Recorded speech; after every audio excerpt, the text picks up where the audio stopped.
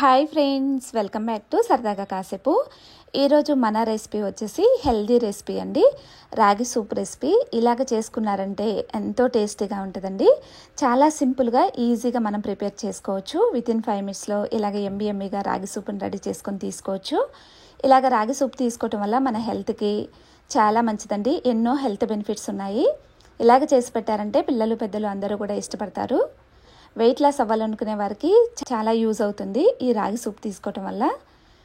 ఇక మనం లేట్ చేయకుండా వీడియోలోకి వెళ్ళిపోదాం. ఇక్కడ స్టవ్ ఆన్ చేసుకుని ఒక గిన్నె పెట్టేసి ఒక గరిటె వరకు కూడా ఆయిల్ వేసుకుని, ఇక్కడ నేను వెల్లుల్లిని సన్నగా కట్ చేసి పెట్టుకున్నానండి. అవి వేసుకుని, అలాగే కట్ చేసి పెట్టుకున్న అల్లం ముక్కలు, అలాగే ఒక చిన్న ఆనియన్ని కట్ చేసుకున్నానండి చిన్న ముక్కలుగా. ఇక అవి కూడా వేసుకుని ఒకసారి మనం మొత్తం కూడా కలిపేసుకుని ఫ్లేమ్ని లో ఫ్లేమ్లోనే ఉంచుకొని మనం కొంచెంసేపు ఫ్రై చేసుకుందాము.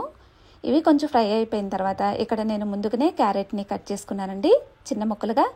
అవి వేసుకుని, అలాగే గ్రీన్ చిల్లీ వేసుకుని, ఇక్కడ నేను పచ్చి బఠానీని కూడా ఒక 5 minutes బిఫోరే నానబెట్టేసుకున్నాను. ఇక అవి కూడా వేసుకుని, అలాగే వీటితో పాటు కొంచెం స్వీట్ కార్న్ కూడా వేసుకుని ఒకసారి మనం మొత్తం కూడా మంచిగా కలిసేలాగా కలుపుకుందామండి. ఇలాగ కలిపేసుకున్న తర్వాత ఫ్రై అవుతుండగా ఇప్పుడు దీంట్లోకి రుచికి సరిపడా సాల్ట్ వేసుకుందాము. వేసుకుని మరొకసారి కలిపేసుకుని కొంచెం సేపు ఫ్రై చేసుకుందాము. మనకు మరీ ఎక్కువగా కుక్ అవ్వాల్సిన అవసరం లేదండి, ఫ్రై అవ్వాల్సిన అవసరం లేదు. ఒక 70% వరకు ఫ్రై అయితే సరిపోతుంది. ఇప్పుడు దీంట్లోకి సరిపడా వాటర్ వేసుకుందాము. వాటర్ వేసుకుని వాటర్ని బాగా బాయిల్ అవ్వనివ్వాలండి. ఒకసారి మనం వాటర్ వేసుకున్న తర్వాత ఒకసారి కలిపేసుకుందాము. అలాగే దీంట్లోకి ఇక్కడ నేను పెప్పర్ పౌడర్ వేస్తున్నానండి. స్పైసీ కోసం అనేసి కారం ఏమి యూజ్ చేయట్లేదు కాబట్టి దీంట్లోకి గ్రీన్ చిల్లీ, అలాగే మిరియాల పొడిని వేస్తున్నాను. ఇలాగ మిరియాల పొడి వల్ల మన హెల్త్కి కూడా చాలా మంచిది కదా. సో మిరియాల పొడి కూడా వేసుకుని మరొకసారి కలిపేసుకుని వాటర్ని బాగా బాయిల్ అవ్వనిద్దాము. అలాగే ఇంకో సైడు ఒక బౌల్ 2 spoons వరకు కూడా ఇక్కడ నేను రాగి పిండిని తీసుకుంటున్నానండి. దీంట్లోకి వాటర్ యాడ్ చేసుకుని ఒకసారి మనం మొత్తం కూడా బాగా కలిసేలాగా మిక్స్ చేసుకుందాము. చిన్న చిన్న లంప్స్ లాగా ఏమీ లేకుండా, ఉండలుగా ఏమీ లేకుండా చక్కగా మంచిగా కలుపుకుందామండి. ఇక్కడ చూస్తున్నారు కదా, ఇలాగ కలిపేసుకోవాలి. ఇలాగ కలుపుకొని బాయిల్ అవుతున్న ఈ వాటర్లోకి మనం ఇది వేసుకుందామండి.